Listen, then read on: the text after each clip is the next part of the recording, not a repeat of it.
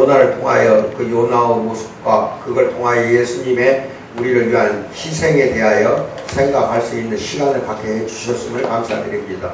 오늘 이 시간에도 죽을 힘을 다해 달아나고 도망하는 요나처럼 그런 사람들에게는 반드시 하나님의 말씀이 필요하다는 것을 깨닫게 해주시고 깊이 은혜 가운데서 변화받는 삶 살도록 도와주실 줄 믿고 감사드리며 예수를 받들어 기도하옵나이다. 아멘.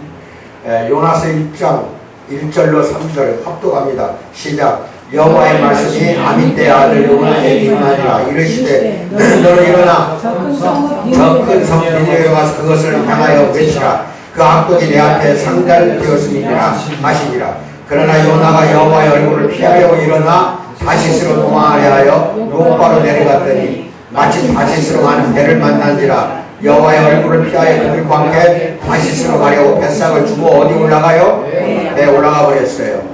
하나님은 요나에게 니느웨로 가라고 명령하셨지만 그는 정반대 방향으로 달아났습니다. 왜 그랬을까요? 왜?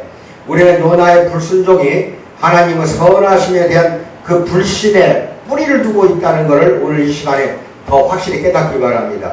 즉 하나님을 불신하는 데 뿌리가 박혀 있어요. 그러니까 도망가는 거예요. 말씀에 순종 않는 거예요. 그래서 요나는 하나님이 그에게 가장 좋은 것을 주신다고 믿질 않았어요. 주신다고 믿어야 되는데 요나는 자기에게 하나님이 가장 좋은 걸 주시지 않는다고 오히려 그렇게 믿어버렸기 때문에 다시스로 도망간 겁니다. 우리가 자신의 행동을 이해하고자 한다면 하나님에게 짓는 모든 죄는 하나님이 우리의 유익에 나보다 더 관심을 갖고 계시고 그것에 대해 우리보다 더 잘 아신다는 걸 믿지 않는다는 데에 근거한다는 사실 좀 어렵게 내가 설명했지만은 핵심적인 건 하나님이 우리보다 나를 더 잘 아신다는 걸 믿어야 되는데 그걸 믿지 않기 때문에 문제가 생기는 거예요. 여러분보다 더 잘하는 건 부부가 아니고 아들 자식이 아닙니다. 여러분보다 더 잘하는 것은 내가 아니라 하나님이에요. 그래서 우리가 하나님을 신뢰하지 않는 이유는 하나님이 참으로 우리를 위하시지 않는다고 생각한다니까. 그래서 하나님께 정권을 내드리면은 나의 모든 정권을 줘야 되는데 내어드리지 않으면은 내가 또는 우리가 비참하게 될 것이라고 생각하기 때문에 하나님께 정권을 드리지 않는 거라니까요. 보면은요 그렇지 않다고 하지 마세요. 우리 크리스천들도 하나님께 쥐꼬리만큼만 주어요. 자기 자신 전체를 드리지는 않아. 왜? 못 믿어서 그런 겁니다. 하나님에 대한 불신의 그 뿌리가 있다는 거예요. 그래서 첫째, 죽을 힘을 다해 하나님의 손에서 벗어나려고 하는 거, 이거에 대해서 이야기합시다. 아담과 하와는 창세기 3장을 잘 보세요. 약해집시다. 우리의 삶과 다른 모든 사람의 삶까지 망치라고 말하진 않았어요. 그들은 그저 이렇게 생각했어요. 선악과 다 먹을 때 어떻게 생각했냐? 우리는 행복해지고 싶을 뿐이야. 하지만 하나님의 명령은 따먹지 말라고 하는 그 명령은 우리가 번창하는데 필요한 것들을 안겨줄 것 같지 않아. 안겨주는 걸 믿어야 되는데 저걸 따먹지 않으면 번창하는데 필요한 거 안 줄 것이라고 믿어버렸다니까. 그래서 따먹어버린 겁니다. 그래서 우리가 독자적으로 처리해야 할 것 같아 하고 아담과 하와는 그런 생각을 했다는 겁니다. 그래서 하나님을 신뢰하지 않게 되어서 선악과를 따먹게 되는 겁니다. 요나도 이와 똑같은 생각을 하고 있었어요. 그는 인류의 역사를 재현하고 우리 마음이 매일 어떻게 움직이는지를 요나서를 통해서 보여줍니다. 인간이 그냥 약해지고 싶어서 거짓말을 하고 진실을 왜곡하고 속이고 착취하고 조종하고 이기적으로 행동하고 약속을 어기고 관계를 서로가 파괴하고 원한에 불타는 경우는 별로 없어요. 그런 경우는 별로 없습니다. 우리는 배우자에게 거짓말을 하거나 불륜을 저질러서는 안 된다고 배웠어요. 배웠지만 인생의 기로에 바짝 다가서게 되면 이렇게 말합니다. 하나님께 순종하면은 내가 그 말에 순종해서 불륜을 저지르지 않으면 기회를 놓치고 말 거야. 나는 행복해져야 해. 이제 자기 한편에서 이런 데 소리를 듣고 여기에 굴복하는 거예요. 이것이 자기 정당화입니다. 자기를 자기 스스로 정당화시키는 거. 죄는 언제나 하나님의 명예를 훼손하는 데서 시작되는 게 죄예요. 항상 하나님의 명예를 훼손하기 시작한다. 이건 죄예요. 우리는 하나님이 우리를 즐거움이 가득한 세상에 두셨지만 우리가 하나님께 순종하면 즐거움을 허락하지 않기로 마음 먹었다고 그렇게 믿어요. 우리가 하나님께 순종하면 크리스찬들은 즐거움을 찾을 수 없다고 믿는다니까. 특히 젊은 애들 보세요. 예수 그리스도를 믿는다고 교회 나오면서도 말씀에 순종하면은 나한테는 즐거움이 전혀 없어. 그러니까 순종할 필요 없어. 순종하지 말자. 이렇게 나가는 거예요. 크리스찬들에게는 즐거움이 분명히 하나님 주신 게 있는데도 불구하고 그걸 못 믿어서 그러는 거예요. 하나님이 주시는 즐거움이 있거든요. 근데 그걸 믿지 않는 크리스찬들은 안 준다고 믿고 나는 행복해져야 해. 한순간적으로 그 유혹에 빠져서 넘어간다는 겁니다. 우리는 하나님이 우리를 즐거움이 가득한 세상에 두셨지만 우리가 하나님께 순종하면 즐거움을 허락하지 않기로 마음 먹으셨다고 믿어요.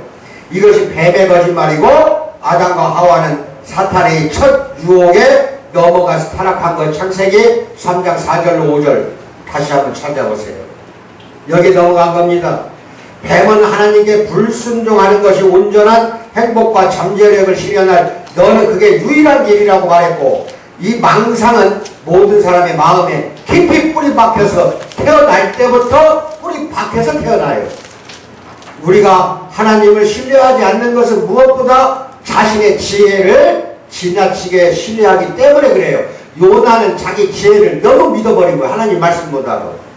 우리 삶이 어떻게 굴러가야 하고 무엇이 우리를 행복하게 해줄 수 있는지 하나님보다는 내 자신이 훨씬 나 자신이 잘한다고 생각해서 꼭 이런 범죄가 나타나는 겁니다. 중년에 접어든 사람이라면 이 생각이 얼마나 잘못된 것인지 잘 압니다. 하지만 해가 가도 우리 마음에 여전히 동일한 원리에 따라 우리 마음은 움직입니다. 아무리 오래 살아도 마찬가지입니다. 우리는 20살 때 얼마나 어리석었는지 되돌아보면 그게 다 기억나고 떠오르지만 이제 40살이 넘었으니 뭘 좀 안다고 생각합니다. 그러나 오직 그건 큰 착오예요. 이제 내가 예수 됐으니까 이제 언제까지 살았으니까 나는 잘 알아. 이제 인생을 좀 알아. 이렇게 시 같은데 어디 글 문장 많이 나옵니다. 알긴 뭘 알아. 하나님만 아는데. 이거부터가 이제 자기 자신을 속이는 거예요. 내가 60살, 10살 됐으니까 인생 살 만큼 살았어. 그리고 자녀들한테 훈계합니다. 내가 이거 잘 알아. 내 말 들어. 이래요. 지가 알긴 뭘 잘 알아. 그게 벌써 자기 중독성이란 말이에요. 자기 만족이에요. 하나님만 안다는 걸 우리는 겸손히 믿고 겸손하게 삶을 사세요. 이처럼 우리는 하나님의 선하심과 하나님의 말씀을 깊이 불신하기 때문에 그게 불신에서 오는 거야. 내가 인생을 안다고 하는 그 자체부터 하나님을 믿지 않는 거라니까. 하나님을. 그래서 불신하기 때문에 있는 힘을 다해서 하나님의 손에서 벗어나려고 합니다. 이것이 세상에 존재했던 가장 근본적인 유혹이고 원죄입니다. 구체적인 세부 내용은 다를 수 있지만 내가 스스로 챙겨야 한다는 마음 깊이 새겨진 노래가 언제나 거기에 있어요. 여러분도 그러잖아. 아이고 이런 일은 뭐 하나님께 의지할 게 뭐가 있어. 내가 스스로 챙기면 돼. 하나님 생각 안 해. 자기 자신 챙기려고 한다 이 말이야. 아까 그러잖아요. 전신을 맡겼냐는 거예요. 정권을 맡겨드렸냐는 거예요. 맡기지 않고 일말에 조금이라도 불신이 있기 때문에 자기 스스로가 챙겨야 한다고 그렇게 삶을 사는 사람이 얼마나 많냐 이 말이에요. 요나는 하나님을 불신했고 그분을 피해 달아났습니다. 그것이 잘못이라면 그는 이제 어떻게 해야 할까요? 오래전에 하나님은 아브라함에게 도무지 이치에 맞지 않는 명령을 내립니다. 창세기 22장 2절 합독합니다. 시작. 여호와께서 이르시되 내 아들 내 사랑하는 독자 이삭을 데리고 모리아 땅으로 가서 내가 네게 일러준 한 산 거기서 그를 번제로 드리라. 여기 잘 들으세요. 창세기 22장 2절이죠. 22장까지 갈 동안 사랑이란 단어는 오늘 처음 나옵니다. 22장 이전에는 사랑이란 말이 안 나온다니까? 그만큼 너는 네 자식 늦게 태어난 이삭을 엄청 사랑하고 있다는 걸 여기서는 표현하는 겁니다. 그 이유는 가서 번제로 드리라고 한 그 이유는 제시되지도 않았고 하나님 그 이전에 인신제물을 요구하신 적이 한 번도 없었다는 거. 창세기 22장 2절 그 전에 보세요. 인간을 제물로 바치라고 한 적이 있어? 하나님이 이신 제물로 바치라고 말한 적이 그 이전에도 없고 그 이후에도 없어. 그 이후에도 오직 아브라함한테만 이신 제물 바치라고 한 겁니다. 명령은 끔찍한 겁니다. 게다가 하나님은 아브라함의 자손을 바닷가 그 모래보다 많게 하신다고 엄숙하게 이미 그 전에 약속하신 바가 있는데도 불구하고 늦게나마 태어난 독자, 참말로 적자이면서 이삭을 갖다 바치라고 하니 이제는 대가 끊어져 버리잖아요. 그 약속이 완전히 거짓말로 드러날 거 아니냐 이 말이에요. 아브라함에게 대신 하나님의 명령은 요나에게 명령하는 것보다 훨씬 더 이해하기가 어려운데도 불구하고 요나는 왜 그걸 몰랐냐는 거예요. 왜? 요나가 선지자로 활동할 때 그 훨씬 이전에 아브라함에 대한 생애는 창세기를 통해서 요나가 너무 잘 알고 있다 이 말이에요. 그러니까 아브라함의 이 삶에 대한 걸 너무 잘 아는 요나가 왜 그렇게 행동을 했냐는 거예요. 왜? 아브라함 그걸 이해하는 거는요 더 어려운 거예요. 사랑하는 적자이고 독자인 이삭을 갖다가 그리고 별만큼 모래만큼 모래보다 더 많게 자손을 후손을 대대로 번창케 해주겠다고 약속한 하나님이 이삭 갖다 바치라고 하니 그 말이 되냐 이 말이. 이해할 수 있어요 여러분이? 이해 못하는 겁니다. 그렇지만 아브라함은 어떻게 행동했습니까? 그 행동을 보세요. 그는 산으로 올라갔습니다. 자신이 가장 잘 아는 것처럼 행동하기를 거부했어요. 자기 자신이 뭘 아는 것처럼 행동했냐는 거예요. 아브라함이 무조건 그 말을 믿고 아무 말 없이 순종하고 올라갔다 이 말입니다. 그리고 하나님이 누구신지만 생각하는 거예요. 아브라함은 이전에 이렇게 말한 적이 있었습니다. 창세기 18장 25절에 그 전에 뭐라고 말했어? 세상을 심판하신 이가 정의를 행하실 것 아닙니까? 정의를 실현할 것이라고 아브라함은 믿었기 때문에 이삭을 이신제물로 바치라는 건 정의가 아니잖아요. 그러니까 나는 하나님이 정의를 실현할 걸 믿기 때문에 그냥 데리고 올라갔다는 겁니다. 뭔 말인지 알아요? 절대로 이삭을 죽이지 않으리라고 믿었다 이 말이에요. 왜? 죽임 자체가 그 불이거든요. 불이기 때문에 하나님이 저지르지 않을 걸 알고 올라갔어. 오늘날 우리 관점에서는 하나님이 아브라함의 인생에서 행하신 많은 일들이 선명하게 보입니다. 우리가 객관적으로 보니까 선명하게 보이는 거죠. 당시에 아브라함으로서는 하나님이 그의 믿음을 튼튼하게 만들고 계심을 그 당시에 아브라함은 몰랐을 거다 이 말이에요. 우리는 알지만 이걸 통해서 믿음을 굳건하게 만들고 계신다는 것을 아브라함은 몰랐을 거라 이 말이에요. 이삭을 제물로 바치라는 거, 그 믿음을 테스트하는 거거든요. 그리고 굳이 알 필요도 없었어 아브라함은. 그저 그는 하나님을 믿었을 뿐이야. 하나님을 믿었기 때문에 그렇게 데리고 올라갔던 겁니다. 이해가요? 요나는 아브라함은 믿음 이야기를 이미 알고 있었습니다. 그 지식이 그에게 영적 자원으로 작용하고 활용을 했어야 마땅했다 이 말이에요. 요나가 가서 선포하라고 하면은 창세기 아브라함만 떠올리면 됐어. 무조건 믿고 갔어야 돼 요나가. 그는 아브라함은 발자취를 따를 수도 있었지만 발자취를 따라가지 않았다는 거, 이게 큰 문제예요. 우리로서는 요나보다 더할 말이 없습니다. 우리는 예수 그리스도 안에서 무한히 더 큰 자원을 갖고 있기 때문에 그래요. 예수님은 상상도 못할 압박 속에서 뭐라고 말합니까? 마태복음 26장 39절 합독 시작. 그러나 나의 원대로 마시옵고 아버지의 원대로 하옵소서. 아버지의 뜻대로 하소서. 아버지 이 잔을 나에게서 비껴가게 해주소서. 그 동산에서 새벽에 땀이 피가 흐르도록 이제 십자가에 매달려 죽는 거를 예수는 알고 야고보와 베드로 이런 제자들 데려놓고 깨워 기도오라고 했는데 그것들은 코 자고 있어. 그리고 돌아나 던질만한 거리에 가서 밤새 기도오는 중에 그저 그 잔을 마시기가 독약이라는 거 알잖아 이미. 자기 자신이 죽는다는 거를. 그런데 마지막에 뭐라고 말합니까? 승복하잖아. 아버지의 뜻에 뭐라고 승복했어? 그러나 나의 원대로, 나의 원은 뭐야? 잔을 비껴가는 거예요. 십자가에 못 박히지 않는 것이 예수님의 소원이었다니까. 그런데 나의 원대로 마시옵고 아버지의 원대로 하옵소서. 이게 믿음이란 말이에요. 이게 예수님은 순종함으로 우리를 구원해 주신 거예요. 이게 순종을 했기 때문에 우리가 죄에서 이제 구원을 받게 되는 겁니다.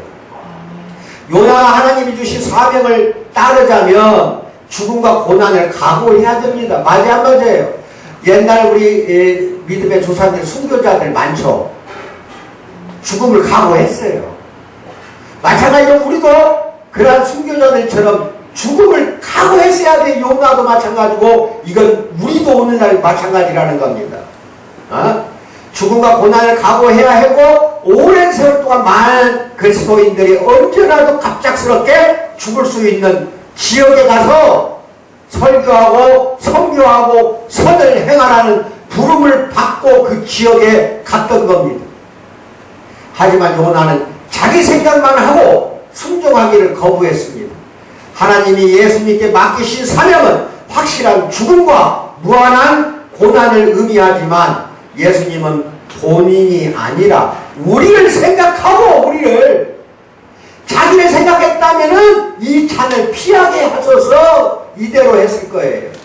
하지만 내 원대로 말고 하나님의 원대로 하라고 한 건 뭐예요?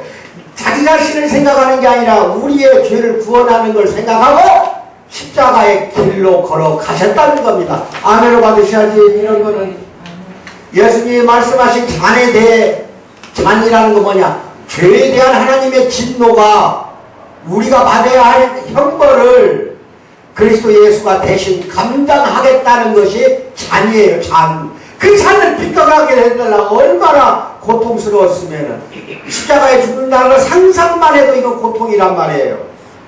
그리스도가 우리를 위해 하신 일을 깨닫고 그 경이로움을 마음에 깊이 새긴다면 하나님의 선하심을 신뢰할 수 없다는 완고하고 굳어버린 믿음은 마침내 제거가 될 것입니다. 이것만 생각해도 우리는 그 완고했던 마음이 녹아버려야 돼요. 우리는 이렇게 말할 수 있습니다. 어떻게? 우리는 하나님은 선하시다.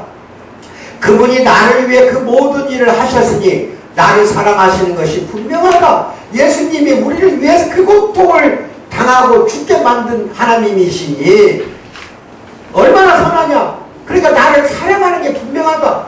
그분은 내게 기쁨을 주시고 내게 필요한 것을 주시기 위해 무슨 일이라도 기꺼이 하실 것이다. 자기 동생자 예수를 십자가에 못 박혀 죽이시는 분이라고 한다면 나를 위해서 기꺼이 무슨 일이든지 다 하실 것이다. 믿습니까? 그렇게 사세요. 그렇게 인생을 사셔야 해요. 예수님이 우리를 구원하기 위해 어둠 속에서 하나님을 신뢰하는 것을 생각할 때 우리는 상황이 혼란스럽고 아무리 어려워도 하나님을 신뢰할 수 있다고 믿습니다. 두 번째, 하나님은 추격을 멈추지 않으시는 것이 요나서 1장 3, 4절이에요. 여기서 추격을 멈추지 않는다. 어떤 신학자가 이걸 참 요나서를 읽고 말한 것이 참 아주 그냥 가슴 깊은 것이 뭐냐. 하나님은 하늘의 사냥꾼이다. 뭐라고? 하늘의 사냥꾼. 왜 사냥꾼이에요? 끝까지 우리를 추격한다는 거예요. 끝까지 우리를.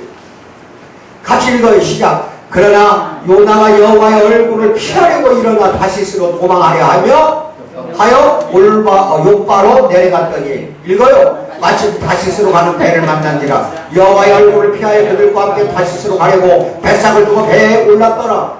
여호와께서 큰 바람을 바다 위에 내리심에 바다 가운데 큰 폭풍이 일어나 배가 거의 깨지게 됐더라. 요나는 하나님을 피해 달아났지만 폭풍은 요나를 뒤쫓아가요.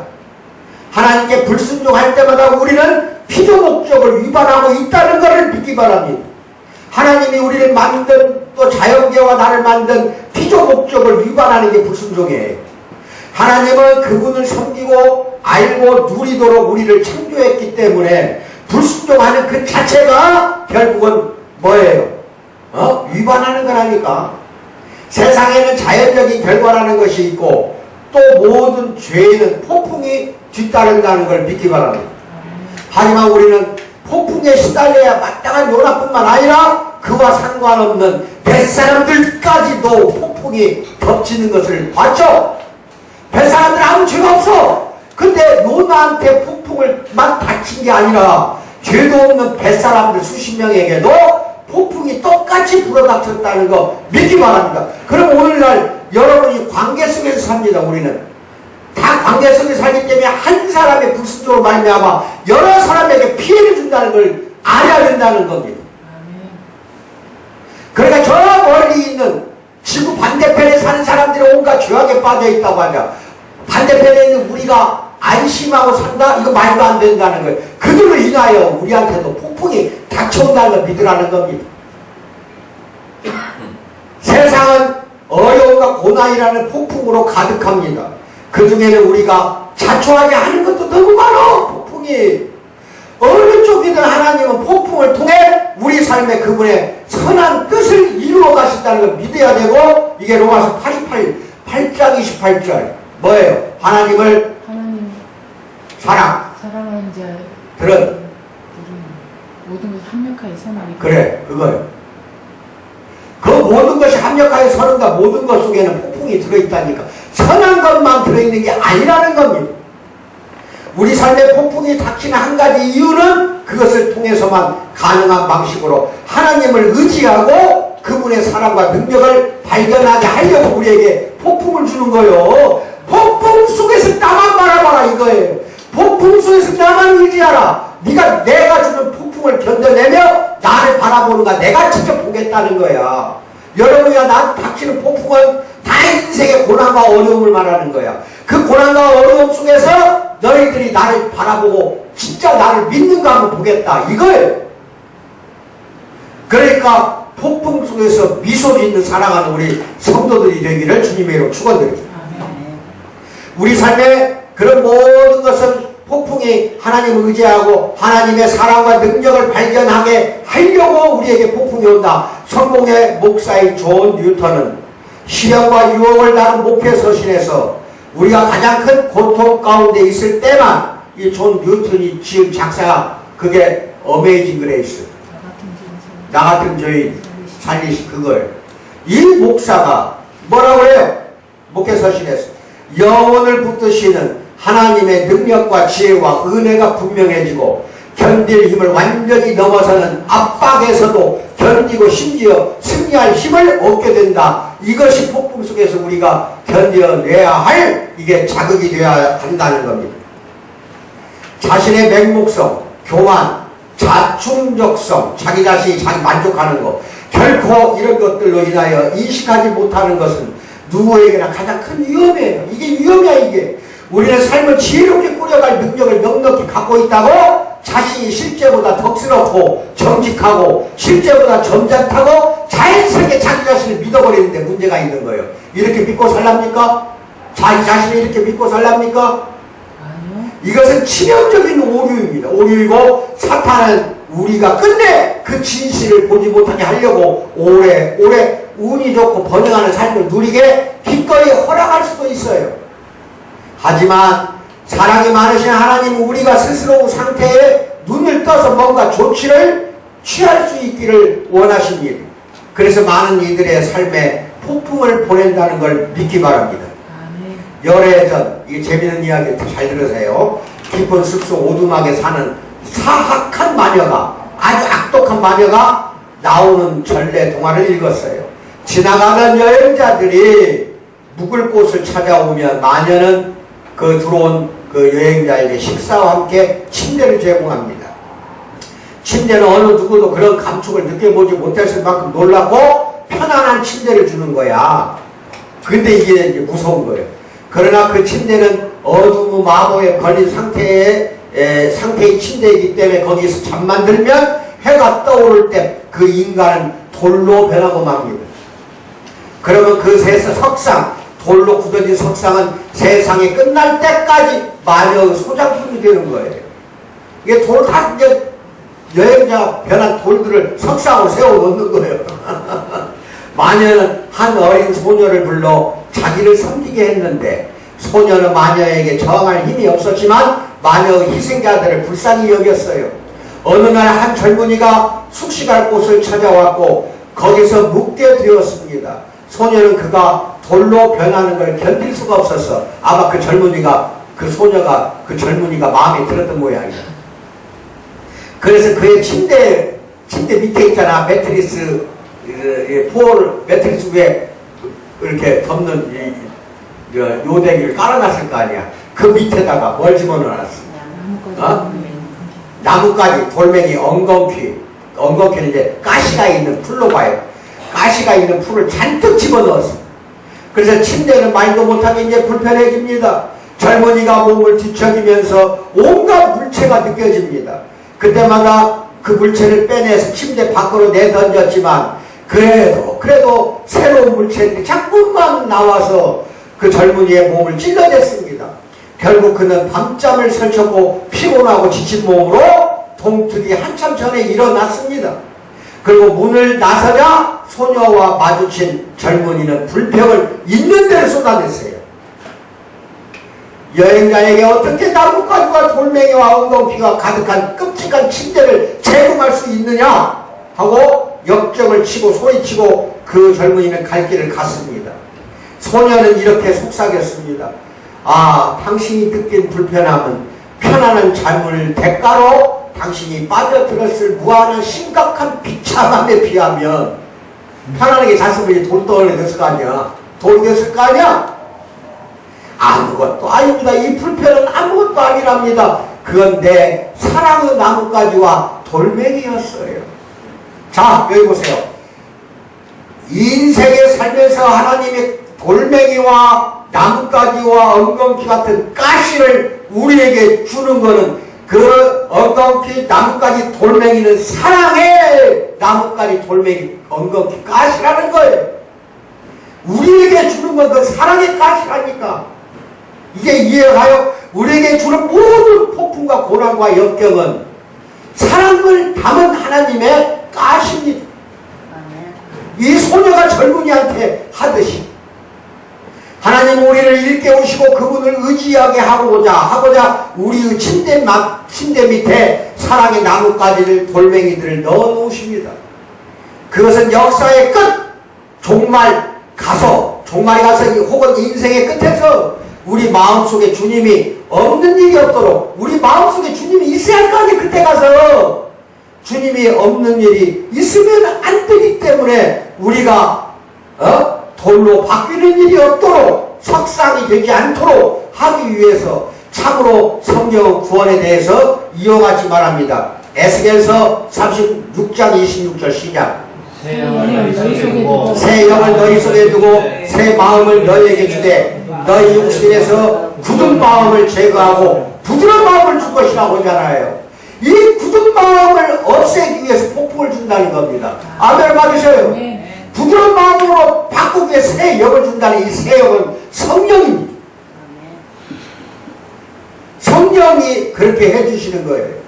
자족성, 자기중심성, 자기 구원은 실패자와 패배자로 여겨지는 이들을 가혹하게 대하게 만들어요. 자기 자신이 자족하는 거, 자기 중심적으로 생각하는 거, 자기가 자기 스스로를 구원한다는 거, 이건 얼마나 비참한지 몰라.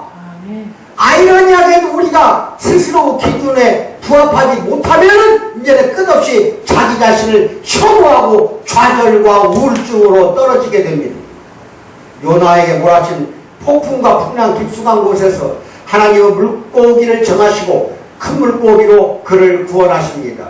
이것은 오마스 828의 원칙을 생생하게 보여주는 그림이에요. 모든 것이 협력하여 선을 이룬다는 겁니다. 우리가 만나는 폭풍의 중심에는 사랑이 있습니다. 하나님의 사랑이 있습니다. 예수님이 십자가에 매달려 엘리 라마 사박단이 하나님이 어찌하여 나를 버리셨나이까 외칠 그 중심에, 그 폭풍의 중심에도 하나님의 사랑이 있었다는 걸 믿기 바랍니다. 우리에게도 그 중심에, 폭풍의 중심에 항상 우리를 어떻게 하고자 우리를 그리스도를 믿고 하나님께 돌이키면 하나님은 우리가 빠져죽게 내버려 두지 않으신다. 왜 그런가? 왜? 우리를 정말로 파괴할 수 있는 유일한 폭풍, 죄와 악에 대한 하나님의 정의와 심판의 폭풍은 결코 우리를 덮치지 않을 것이기 때문이다 이거예요. 가시와 징계는 주지만 그걸로 우리를 죽이진 않는다는 겁니다. 아멘 받으시기 바랍니다. 예수님은 우리를 위해 그 궁극적 폭풍에 자발적으로 자신을 맡기셨습니다. 자발적으로 우리가 받아야 할 죄의 형벌을 예수님이 받으셨습니다. 우리가 그분을 신뢰할 때 죄를 용서받을 수 있게 하기 위해서 자기 스스로 자발적으로 십자가에 매달리신 겁니다. 아멘. 맞아요. 네. 이 사실을 다 하나도 우리 고난에 대한 모든 의문이 해소되지는 않을 것입니다. 그러나 그 의문 속에서도 그분이 여전히 우리를 살아가신다는 것만큼은 분명히 여러분과 나는 깨달을 수 있다고 믿습니다. 아멘. 예수님이 우리 대신 그 폭풍 속으로 던져졌기 때문에 우리는 폭풍 한복판에 우리를 향한 사랑이 있음을 확신할 수가 있습니다. 지나간 시간 속 베푸신 사랑이 있기에 어려운 가운데 가라앉도록 그분이 끝내 날 버리실 거라 차마 생각할 수 없네. 그분이 끝내 날 버리실 거라고 생각할 수 없네. 어떤 폭풍 속에서도 나를 버리신 하나님이 아니라는 것을 믿고 이 시인이 이 시를 쓰는 겁니다. 그 다음에 이어집니다. 뭐라고 합니까? 예? 읽어요. 내가 기도로 씨름하면 그분이 이루시리라. 그리스도 배 안에 함께 하시니 나 폭풍을 보고 미소를 짓네. 이걸 외우세요. 항상 어려운 것 폭풍 속에 있을 때 이 시를 외우세요.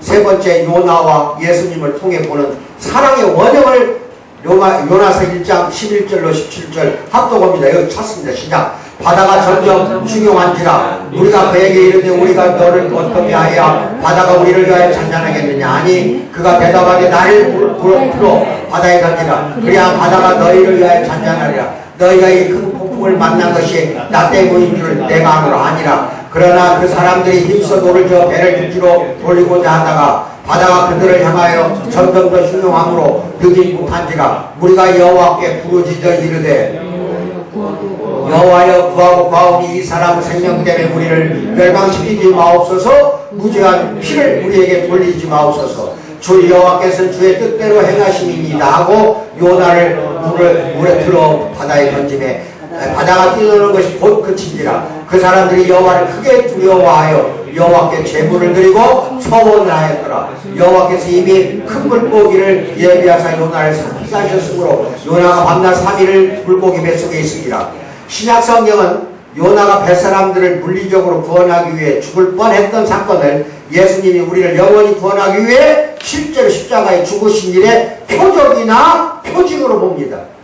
이것을 의심할 필요는 없습니다. 성경 주석가들은 폭풍 속 요나의 경험과 마가복음 4장 35절 41절에 갈릴리 호수에서 예수님이 경험하신 폭풍 사이에 흥미진진한 유사성이 있음을 지적하고 가르쳐줍니다. 예수님과 요나 모두 배를 타고 물로 나갔습니다. 예수님은 배와 요나와 배 모두 폭풍을 만났습니다. 두 폭풍 다 유달리 강력했습니다. 예수님도 요나도 강력한 폭풍 한복판에서 놀랍게도 둘 다 잠들었습니다. 배 안에 다른 사람들은 잠든 이에게 와서 자기들이 죽게 생겼다고 무엇이라도 해보라고 부르짖습니다. 마가복음 4장 38절에서 제자들은 우리가 고난 중에 하나님께 느끼는 말을 토로하는 듯합니다. 뭐라고 합니까? 시작. 제자들이 깨우며 이르되 선생님이 우리가 죽게 된 것을 돌보지 아니하십니까? 이 찬송가 있죠. 우리가 죽게 된 것을 왜 돌보지 않는 찬송가 있었어. 마가복음 4장과 요나서 1장에서 하나님의 기적적인 개입이 있었고 드디어 두 가지 다 바다가 잔잔해집니다.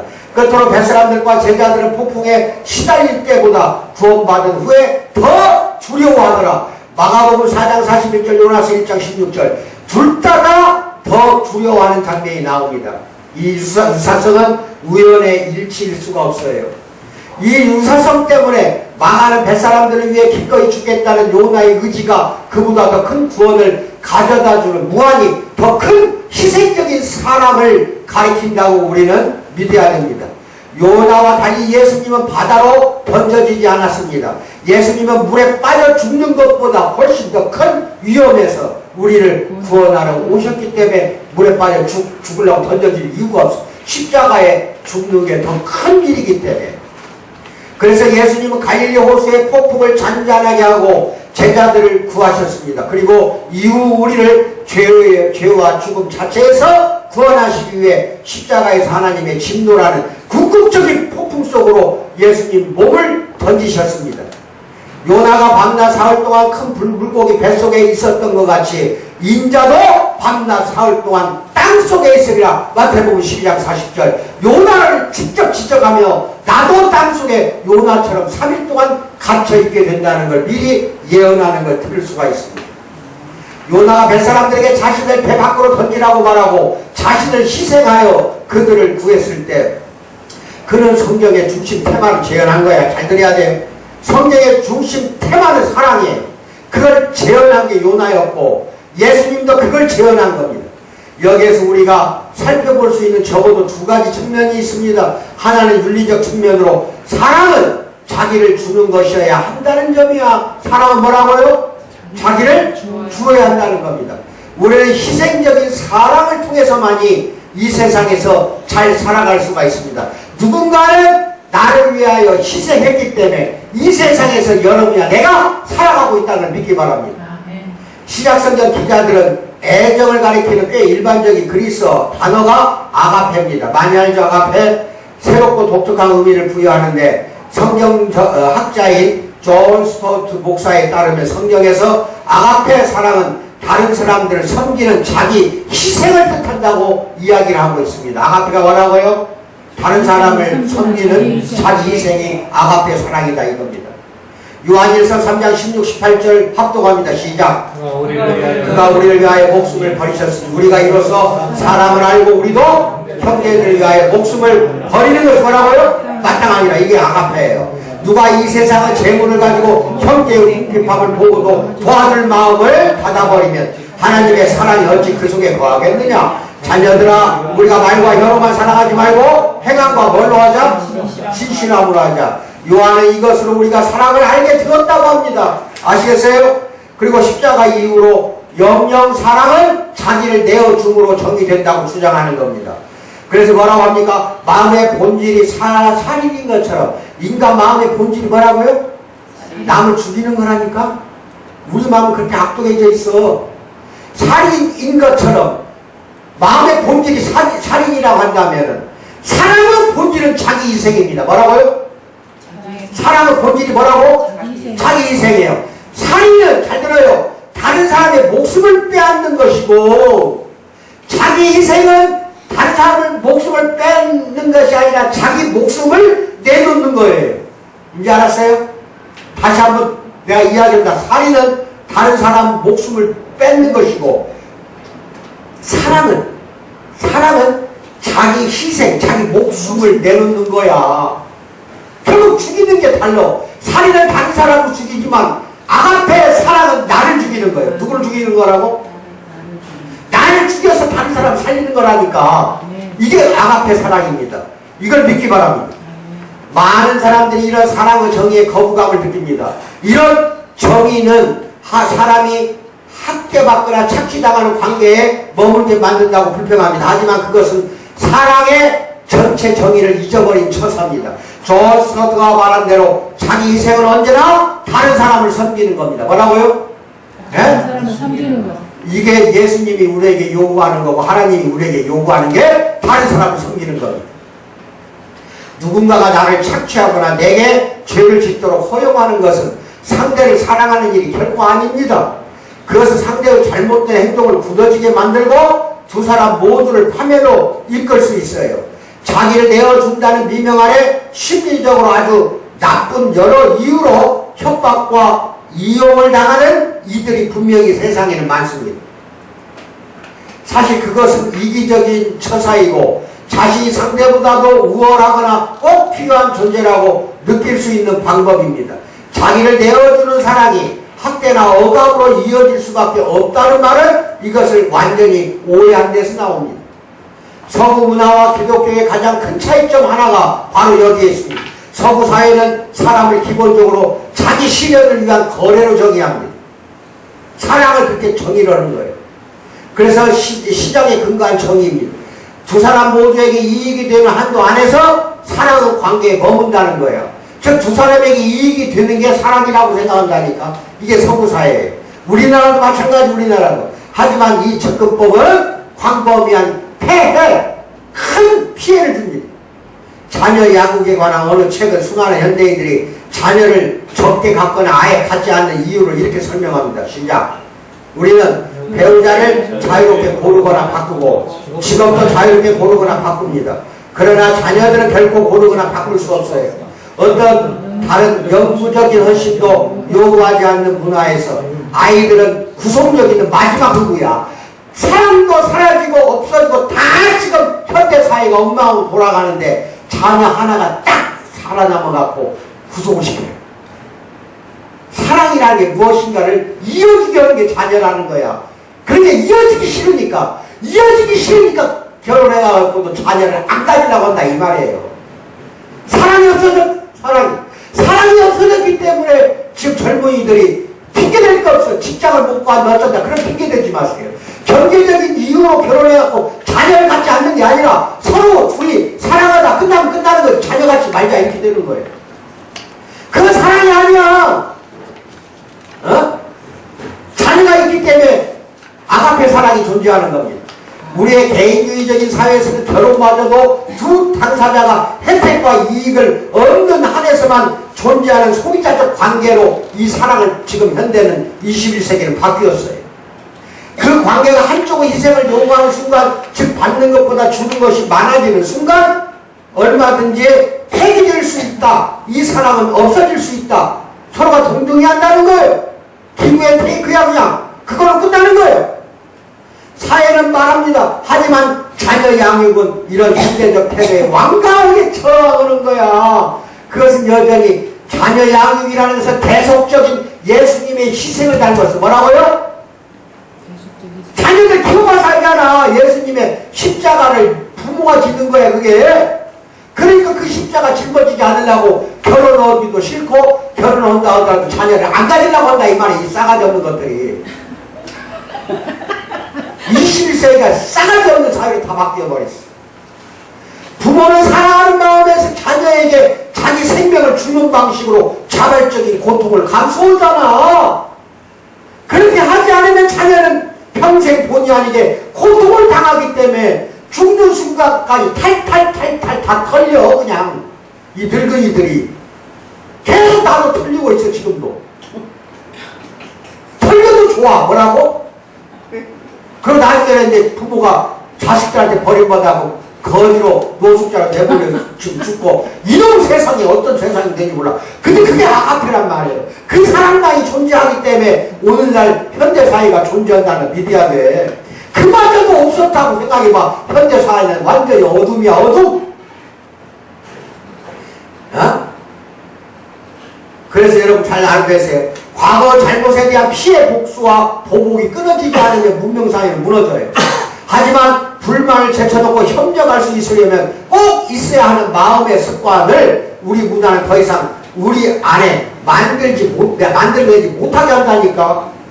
하나 예를 듭니다. 2006년 총을 든 한 사람이 아미시 공동체, 이게 미국에 있는 신앙 공동체, 한 마을 전체가 아미시, 즉 신자들만 모여 사는 공동체야. 공동체 건물에 들어가 6살에서 13살 사이의 소녀 10명을 인질로 잡았어요.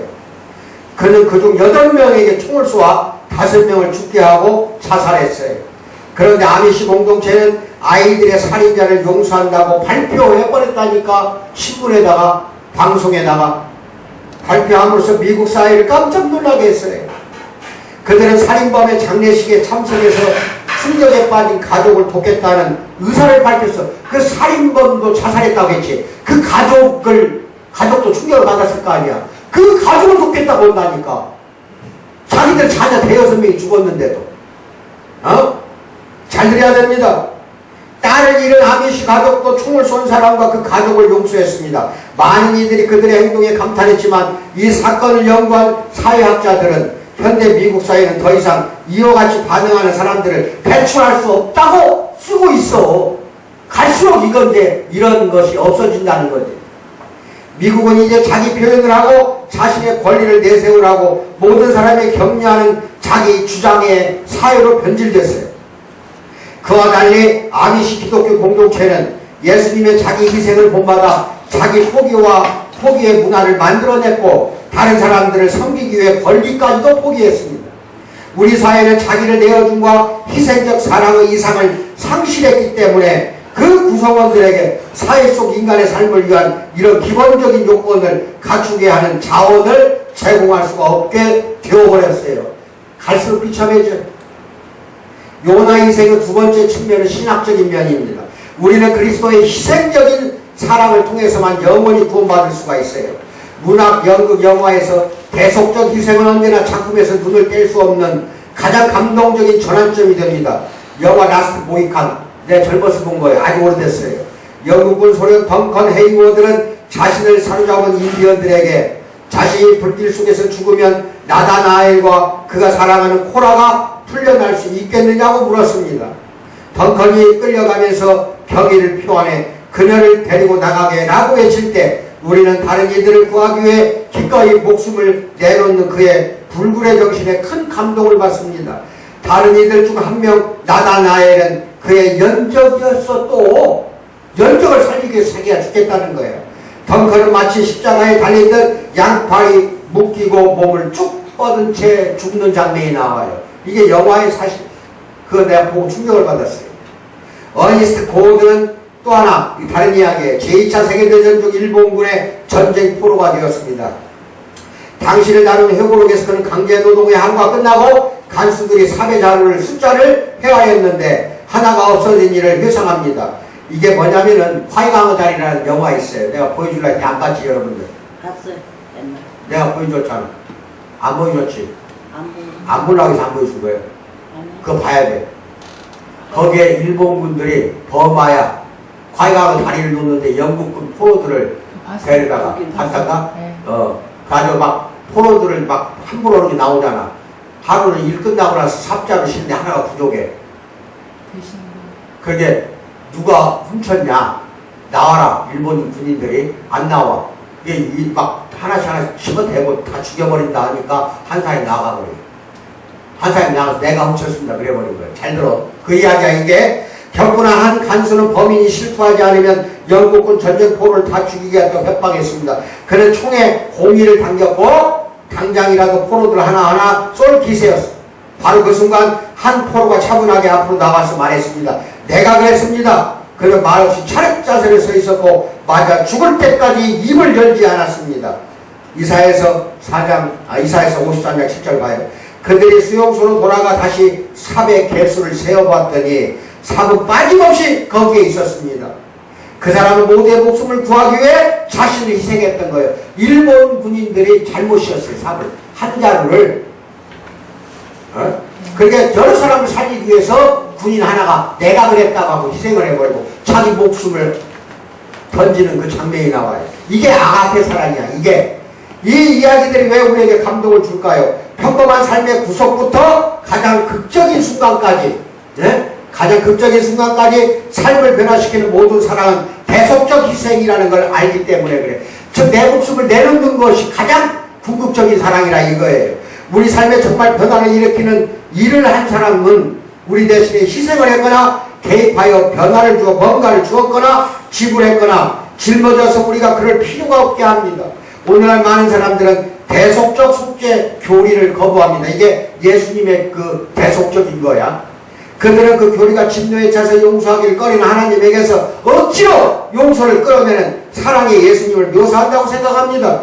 잘못됐어요. 잘못된 생각이에요. 어떤 이들은 이것을 신적 아동학대라고도 불러. 그러나 그것은 예수님을 모욕하는 주장입니다. 그런 주장은 예수님을 실제보다 못한 존재로 강등을 시키고 성경과 기독교의 핵심 교리 중 하나, 즉 한 분 하나님이 성부, 성자, 성령의 삼위로 존재하신다는 걸 부정하는 겁니다. 삼위는 세 하나님이 아니라 한 하나님이십니다. 그래서 예수라는 이름은 하나님이 구원하신다는 뜻이고 그분의 이름 임마누엘은 하나님이 우리와 함께 하신다. 이런 뜻을 가지고 있어요. 바울은 읽어요. 시작. 하나님께서 그리스도 안에 계시사 세상을 자기와 화목하게 하시며 그들의 죄를 그들에게 돌리지 아니하고 누구한테 돌린 거야? 예수님한테 돌려버린 거예요. 그리스도가 지상에 계실 때도 자신이 아버지 안에 가고 아버지 자신 안에 거한다고 요한복음에서 말합니다. 바울은 신성의 모든 충만이 그리스도 안에 거한다고 골로새서에서 이야기합니다. 십자가에서 벌어진 일을 하나님이 오셔서 친히 우리를 대신하신 것입니다. 의롭고 사랑 많으신 성부께서 자신을 낮추어 그분의 독생자 안에서 독생자를 통해 우리를 위한 육신 죄 저주가 되셨으니 이것은 그분의 성품을 손상시키지 않고 우리를 구원하기 위해서 예수님을 죽였던 겁니다. 아시겠습니까? 오래된 어느 이탈리아 교회에는 십자가 처형 그림이 걸려 있습니다. 그런데 십자가 위에서 손발을 뻗은 그리스도 뒤편에 거대하고 어슴푸레한 모습의 하나님이 있어요. 명화가 있는데 십자가에 봐요. 예수님 십자가에 지금 매달려 있어. 그 뒤에는 캄캄해. 그 캄캄한 어둠 속에 어슴푸러운 하나님, 성부 하나님이 서 계셔. 뭐 말인지 알아요? 그런 십자가가 있습니다. 예수님의 손을 빼뚫은 못이 하나님의 손을 뚫고 들어가고 뒤에 하나님이 있다니까 예수님의 옆구리를 찌른 창에 뒤에 계신 하나님을 뚫고 들어가는 그림입니다. 이 그림은 성경의 충실한 진리를 보여줍니다. 바울은 하나님이 우리를 자기 피로 사셨다고 사도행전 20장 28절에서 말씀하십니다. 예수님의 피는 결국 하나님의 피입니다. 그리고 이것이 대속적 속죄가 불의해 보인다는 반론에 대한 답입니다. 존 스토트는 이렇게 썼습니다. 속죄의 성경적 복음은 친히 우리를 대신함으로써 자신을 만족시키는 하나님에 대한 이야기입니다. 그렇다면 대속 개념은 죄와 구원 모두의 핵심이라고 말할 수 있습니다. 죄의 본질은 인간이 하나님의 자리를 대신하는 것인 반면에 구원의 본질은 하나님이 친히 인간을 대신하는 것이기 때문입니다. 인간은 하나님에게 맞서 자기를 주장하고 하나님만 계실 자격이 있는 곳에 자신을 놓는 것이 대속 인간이 그런 짓을 해요. 하나님은 인간을 위해 자신을 희생하시고 인간만 있어야 마땅한 자리에 자신을 갖다 놓는다 이 말이에요. 인간은 하나님께만 속한 특권을 주장하고 하나님은 인간에게만 해당하는 형벌을 받아. 이게 어떻게 거꾸로 됐어. 마지막 말 다시 한번 읽어봐요. 인간은 뭐라고? 하나님께만 속한 특권을 주장을 해요. 특권을 달라고 인간들은. 그런데 하나님 거꾸로 인간에게만 해당하는 인간에게 주할 형벌을 대신 받으신다 이 말입니다. 아멘을 받아요. 이게 대속적인 교리입니다. 우리를 대신해 고통, 우리 죽음을 겪으시는 하나님이야말로 우리의 예배를 받기에 합당하신 하나님이에요. 고통과 압제가 있는 세상에서 우리가 어떻게 그 모두로부터 자유로운 분에게 최고 충성을 바칠 수 있겠는가? 이번에 폭풍이 무엇인지 아시는 하나님이야. 친히 세상에 들어오셨고 최악의 고통과 고난 한복판에 뛰어드신 분이기 때문에 그래요. 그분이 친히 우리를 대신하셨기에 우리가 생명을 누릴 수 있고 예수님이 우리를 위해 하신 일을 파악하고 그분이 우리를 위해 값주고 사신 그 구원 안에서 안식하는 정도만큼 딱 그만큼 대속적 희생과 사랑의 이 원형이 우리의 관계 속에서도 재현되어야 된다. 즉 우리들끼리도 이게 나타나야 하는 아가페 사랑이 되어야 한다는 겁니다. 그리고 우리는 세상이 간절히 필요로 하는 그런 사람이 될 것이라고 믿습니다. 아멘 받으시기 바랍니다.